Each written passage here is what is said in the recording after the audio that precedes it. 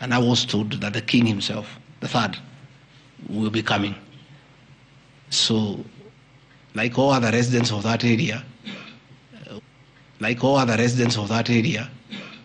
we are very indebted to King Charles III, that this was done very speedily. Rigathi Gachagua never called anybody to do this road. In fact, I'm informed that this road is donor funded, the one to Kilifi, and there is a component of corporate social responsibility. And I have learned, after I have inquired, that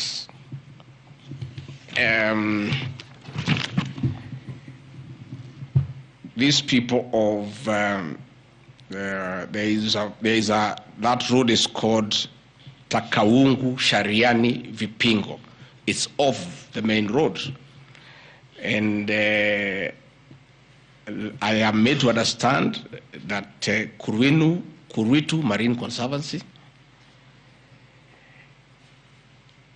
Vipingo Secondary School, Shariani Primary School, among other stakeholders, including a public market, applied to Kenya to be considered for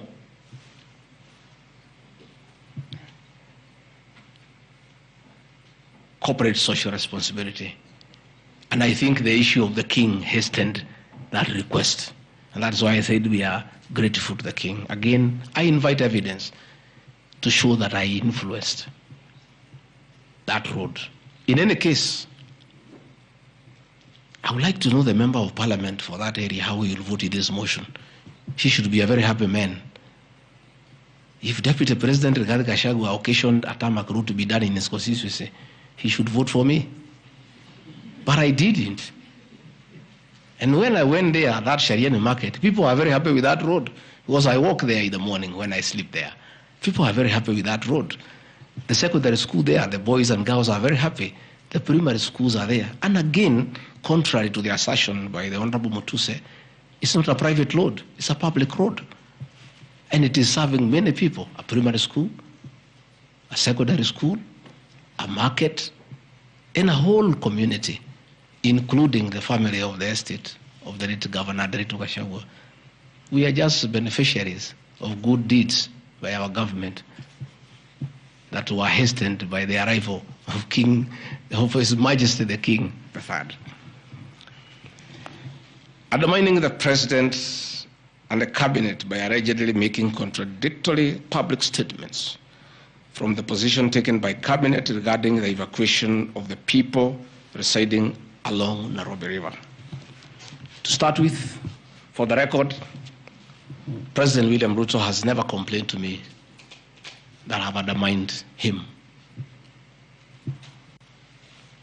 If he has told that to Honorable Mutuse, I would like to know that he has complained to Honorable Mutuse that his deputy has undermined him.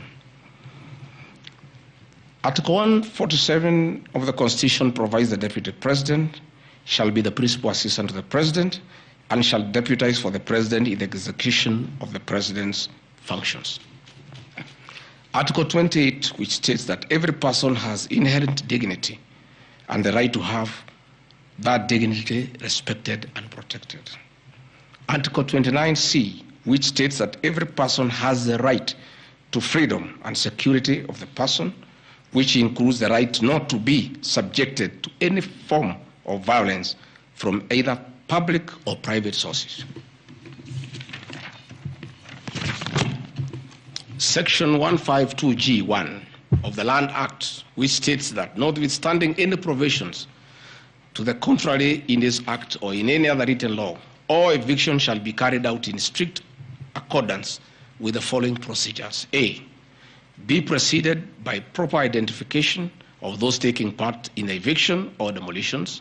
B, be preceded by the presentation of the formal authorizations for the action. C, where groups of people are involved, government officials or their representatives to be present during an eviction.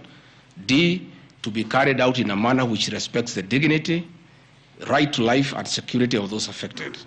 included special measures to ensure effective protection to groups and people who are vulnerable, such as women, children and elderly, and persons with disabilities. F, includes special measures to ensure that there is no arbitrary deprivation of property or possessions as a result of the eviction. G, include mechanisms to protect property and possessions left behind involuntarily from destruction.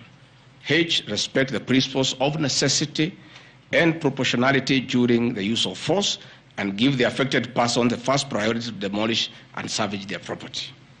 Critically, our Constitution provides at Section 147(2) that first, the Deputy President shall perform the functions conferred by these constitutions and any other functions of the President as the President may assign.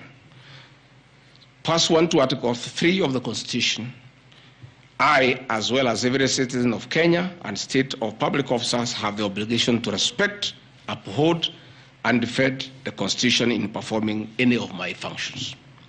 The national values and principles of governance contained in Article 10 of the Constitution bind all state organs, public officers, and all persons, including myself as the Deputy President, wherever we make or implement public policy decisions. In relation to